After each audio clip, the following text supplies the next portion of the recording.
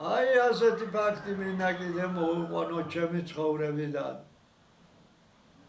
მუშაობდი 1988 წლიდან თუ 87 იყო სოფელ დილიკაურში მას დირექტორად და რა თქმა უნდა საგანსაც ვასწავლიდი. ეს მაღალი ადგილია ზესტაფონიდან 10 კილომეტრით არის დაშორებული ეს სკოლა და ესე სოფელი გრძელდება შემდეგ იქით. და ცუდამინჩი თოვლი იყო, ძალიან დიდი თოვლი იცის. იკეტებოდა ხოლმე გზა და ფეხით დავდიოდი.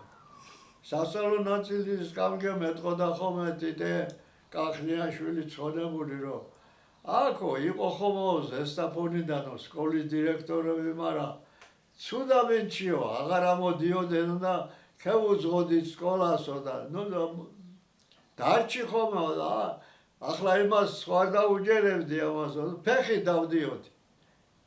ფეხით და თოვლი საშინელი თოვა და ჩაცმული ქევიყავი ჩვეულებრივ და ერთ-ერთი აქაო მასწავლებელი იყო ახალგაზრდა მასწავლებელი შორენა ბიგვავა ქიმიასა და ბიოლოგიას ასწავლი.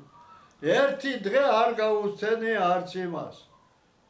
ვივდივართ ფეხით ახლა გზავრები მოვიხედე უკან შორენა მოუყვება.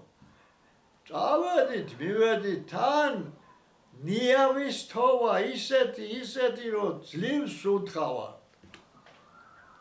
მივედით სკოლაში რა თქმა უნდა, შევედი გაკვეთილზე, ჩემ გაკვეთილზე.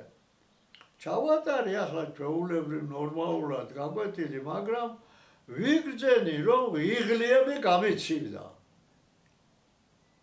ვეღარც ახლა სამასწავლებლოში ჟურნალი მივიტანე, ჩავდები თავის ადგილზე და სასწავლო ნაწილის გამგეს უთხარი, გაკვეთილი თუ არ გაქვს, ცოტა ხან გამოდი ჩემთან კაბინეტში.